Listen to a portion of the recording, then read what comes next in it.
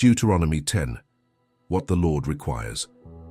Moses reminded Israel that after the sin of the golden calf, the Lord told him to cut 2 tablets of stone like the first ones and come back up the mountain. Moses did so, and the Lord wrote on the tablets the same words as before, the 10 Commandments, and gave them to Moses again. Moses then placed the tablets in the ark that he had made, and there they remained. He reminded the people that at that time Aaron died at Mosera, and his son Eleazar became priest in his place. The Israelites journeyed from Beeroth Benayakan to Mosera, then to Gudgoda, and on to Yotbata, a land of streams of water. At that time the Lord set apart the tribe of Levi to carry the ark of the covenant of the Lord, to stand before the Lord to minister to him, and to bless in his name. Therefore Levi had no inheritance among the tribes. The Lord himself was their inheritance.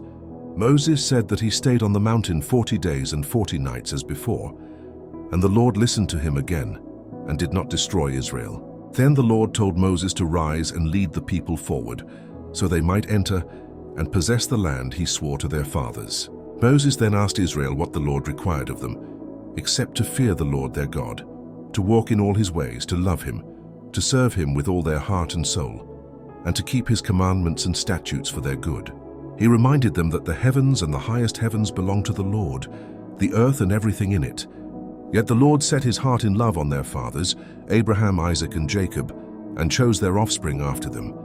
Moses told Israel to circumcise their hearts and no longer be stubborn, for the Lord their God is God of gods and Lord of lords, great and mighty and awesome, who shows no partiality and takes no bribe. The Lord executes justice for the fatherless and the widow, and loves the sojourner, giving him food and clothing. So Israel was to love the sojourner, for they were sojourners in Egypt. Moses told them to fear the Lord, serve him, cling to him, and swear by his name. He said the Lord is their praise and their God, who has done great and awesome things for them which their eyes have seen. Their fathers went down to Egypt 70 persons, and now the Lord had made them as numerous as the stars of heaven.